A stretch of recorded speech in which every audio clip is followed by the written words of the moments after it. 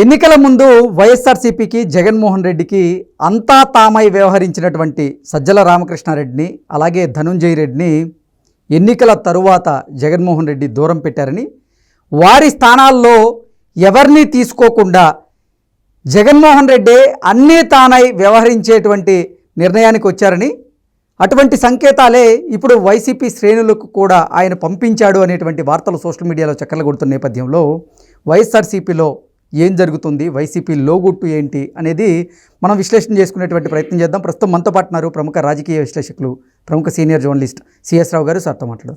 Sir నమస్తే. Sir నమస్తే. ఎన్నికలకు ముందు వైఎస్ఆర్సీపీకి జగన్మోహన్ రెడ్డికి అంతా తామై వ్యవహరించినటువంటి సజ్జల రామకృష్ణారెడ్డిని అలాగే ధనుంజయ రెడ్డిని జగన్మోహన్ రెడ్డి దూరంగా పెట్టారని, ఇప్పుడు అన్నీ తానై అన్ని నిర్ణయాలు కూడా తనే తీసుకునే అలాగా ఆయన కార్యాచరణ సిద్ధం చేసుకున్నట్లుగా, అదే ఇప్పుడు పార్టీ శ్రేణులకు కూడా కొన్ని సంకేతాలు తెలియజేసినట్లుగా కొన్ని వార్తలు వస్తున్నాయి. దీని మీద మీ విశ్లేషణ ఏంటి సార్?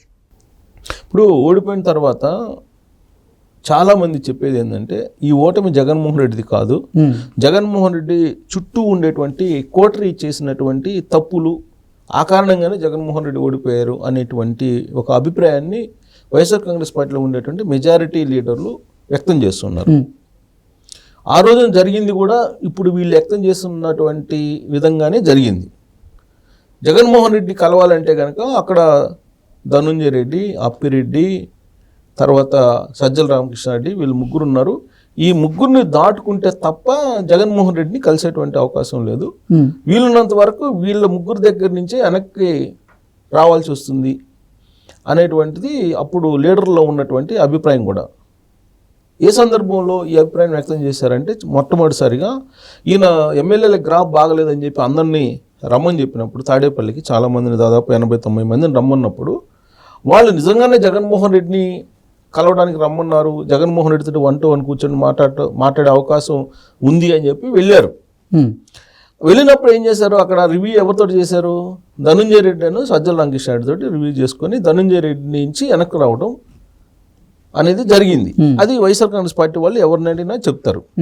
సరిగ్గా అక్కడే పొరపాటు జరిగింది అనేది వైఎస్ఆర్ కాంగ్రెస్ పార్టీ వాళ్ళు ఇప్పుడు చెప్తూ ఉన్నారు. అప్పుడు కనీసం జగన్మోహన్ రెడ్డికి చెప్పడానికి కూడా అవకాశం ఇవ్వలేదు వీళ్ళు అనేది. ఇప్పుడు జగన్మోహన్ రెడ్డికి లీడర్లకి మధ్య పెద్ద గ్యాప్ ఉంది, లీడర్లకి ప్రజల మధ్య పెద్ద గ్యాప్ ఉంది. దాని ఫలితంగానే 11 మంది ఎమ్మెల్యేలకు పరిమితం అయ్యాము అనేటువంటి ఒక నిర్ణయానికి వచ్చారు.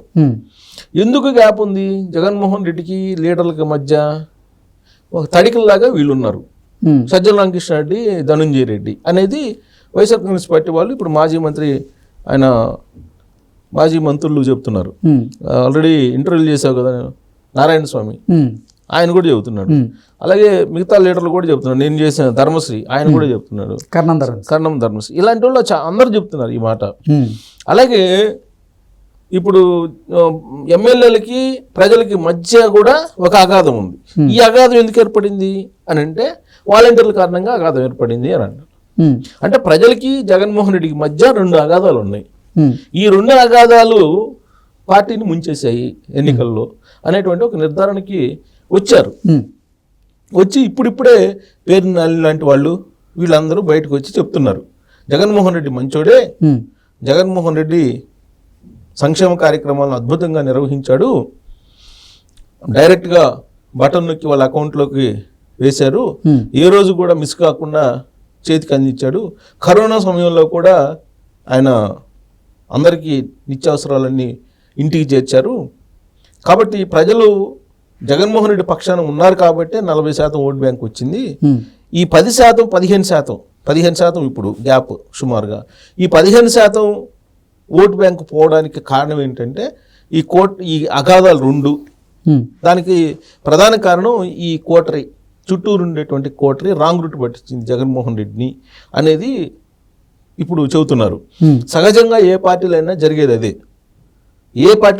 అదే, ప్రతి పార్టీ కూడా పర్మనెంట్గా అధికారంలో ఉండాలి అని అనుకుంటుంది. ప్రతి నాయకుడు కూడా ముఖ్యమంత్రిగా ఉండాలనుకుంటాడు, లేదా ప్రధానమంత్రిగా ఉండాలనుకుంటారు, లేదా ఎమ్మెల్యేగా ఉండాలనుకుంటారు, లేదా మంత్రిగా ఉండాలనుకుంటారు. ఎవరు ఓడిపోవాలని ఇంట్లో కూర్చోవాలని అనుకోరు కదా. ఆ విధంగా అనుకొని ప్రజల్ని దూరం అయితే చేసుకోరు కదా. ఎవరు ఏ రాజకీయ పార్టీ చేసుకోరు, ఏ నాయకుడు చేసుకోడు. కానీ ఈ పరిణామాలకి కారణం ఏంటంటే మధ్యలో ఉండేటువంటి తడికలు. ఇప్పుడు జగన్మోహన్ రెడ్డి మళ్ళీ అధికారంలోకి రావాలని కోరుకోడా? ఉండదా? ఓడిపోవాలని కోరుకోడు కదా. మరి ఎక్కడ తేడా వచ్చిందంటే ఈ సజ్జల రామకృష్ణారెడ్డి, ధనంజయ రెడ్డి లాంటి మధ్యలో ఉండేటువంటి కోటరీ ఎక్కడైతే ఉంటుందో ఆ కోటరీ రాంగ్ రూట్ పట్టిస్తుంది పై స్థానంలో ఉండేటువంటి వాళ్ళని. దాని కారణంగానే అధికారం కోల్పోయారు అంటున్నారు. ఏ పార్టీకైనా అదే జరుగుతుంది.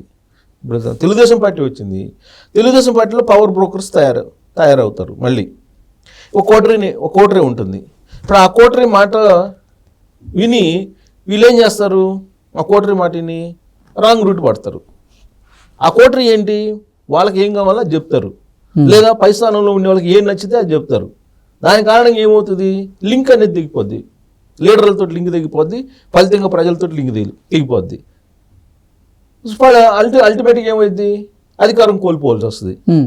సో ఇది ఈ చిన్న ఏదైతే ఉందో ఈ గ్యాప్ను పూడ్చుకోగలిగితే పర్మనెంట్గా అధికారంలోకి ఉంటారు. లేదు ఈ గ్యాప్ను పూడ్చుకోకుండా ఇలానే ఉంటుంది అని అనుకుంటే ఇలానే ఉంటుంది. ఓడిపోయి అధికారం కోల్పోవాల్సి వస్తుంది. సో కాబట్టి జగన్మోహన్ రెడ్డి ఈ సూత్రాన్ని గమనించాడు. ఈ సూత్రాన్ని గమనించి ఇప్పుడు ఏం చేస్తున్నారంటే, ఇలా కాదు, తనే పబ్లిక్కి డైరెక్ట్గా టచ్లో ఉండాలి, ఈ మధ్యలో కోటరీలు ఈ వ్యవహారాలు ఉండకూడదు అనేటువంటి ఒక ఆలోచన చేసి టోటల్గా పార్టీని ప్రక్షాళన చేయడానికి ఆయన ఒక నిర్ణయం తీసుకున్నారు అనేది వినిపిస్తుంది. పాడేరు నియోజకవర్గానికి సంబంధించి ఏదో రివ్యూ పెట్టినప్పుడు ఈ నిర్ణయాన్ని వెల్లడించారు అనేది తెలుస్తుంది. ఆ సందర్భంగా సజ్జల రామకృష్ణారెడ్డి, ధనంజయ రెడ్డిని ఇద్దరిని అసలు కంప్లీట్గా దూరంగా పెట్టేశారు. అసలు వాళ్ళకి ఈ రాజకీయ పార్టీతోటే సంబంధం లేదు అన్నట్టుగా దూరంగా పెట్టి ఆర్డర్స్ ఇచ్చేశారు. దూరంగా పెట్టేటువంటి ఆదేశాన్ని జారీ చేశాడు జగన్మోహన్ రెడ్డి అనేది చెప్తున్నారు. సజ్జల రామకృష్ణారెడ్డికి మాత్రం మొత్తం రాష్ట్ర వ్యాప్తంగా నాయకుల మధ్య ఉండేటువంటి కొన్ని గ్యాప్స్ ఏదైతే ఉన్నాయో వాటిని సమన్వయపరిచేటువంటి ఒక బాధ్యతను అప్పచెప్పారు. మిగతా కీలకమైనటువంటి బాధ్యతలు ఎక్కడైతే తాడేపల్లిలో మొన్నటి వరకు రోల్ ఉండేదో ఆ రోల్ నుంచి తప్పించారు ఇద్దరిని అని చెప్పి వినిపిస్తుంది. తర్వాత ఈయన ఏం చేశారంటే జగన్మోహన్ రెడ్డి కోఆర్డినేటర్స్ని ఏర్పాటు చేశారు, రీజనల్ కోఆర్డినేటర్స్ని. ఇప్పుడు ఉత్తరాంధ్రకి వైవి సుబ్బారెడ్డిని, రాయలసీమకి పెద్దిరెడ్డి రామచంద్రరెడ్డిని, తర్వాత సాయిరెడ్డికి కోస్తాకు సంబంధించి కొన్ని జిల్లాలని ఇలా అప్పచెప్పాడు. ఈ కోఆర్డినేటర్లను కూడా ప్రక్షాళన చేయాలి అనేటువంటి ఒక నిర్ణయం కూడా తీసుకొని సాయిరెడ్డికి అలాగే వైవి సుబ్బారెడ్డికి కీలకమైనటువంటి బాధ్యతలు అప్పచెప్పబోతున్నారు అనేది ఒకటి ఇప్పుడు తాజాగా తాడేపల్లి వైఎస్ఆర్ కాంగ్రెస్ పార్టీ కార్యాలయం నుంచి వినిపిస్తున్నటువంటి ఒక మాట. సో మొత్తం మీద ఏంటంటే పార్టీని ప్రక్షాళన చేసుకొని గతంలో మాదిరిగా లేకుండా ప్రజలకు దగ్గర అవ్వాలి అనేటువంటి ఒక నిర్ణయం తీసుకోవడంతో పాటు లీడర్లు కానీ, క్యాడర్ కానీ, సామాన్యులు కానీ ఎవరైనా సరే తాడేపల్లి తలుపు తడితే జగన్మోహన్ రెడ్డి డైరెక్ట్గా కనిపించేలాగా ఏర్పాట్లు చేస్తున్నారు. జగన్మోహన్ రెడ్డి దగ్గరికి 24 అవర్స్లో ఎప్పుడైనా ఎవరైనా వెళ్ళి కలవడానికి అవకాశం ఉండే ఏర్పాట్లు చేస్తున్నారు అనేది ఇప్పుడు వైఎస్ఆర్ కాంగ్రెస్ పార్టీ వాళ్ళు ఇస్తున్నటువంటి సంకేతాలు. ఇది కార్యరూపంలో దాలుస్తుందా లేదంటే మాటల వరకు పరిమితం అవుతుందా అనేది మన సమీప భవిష్యత్తులో చూడబోతున్నాం. నిజంగా అది కనుక కార్యరూపం దాలిస్తే ఎంతో కొంత జగన్మోహన్ రెడ్డి మళ్ళీ ప్రజలకు దగ్గర అయ్యే అవకాశం ఉంది. లేదంటే ఖచ్చితంగా ప్రజలకు దూరంగానే ఉంటాడు, మళ్ళీ కూడా అధికారంలోకి వచ్చేటువంటి అవకాశం ఉండకపోవచ్చు. Okay sir.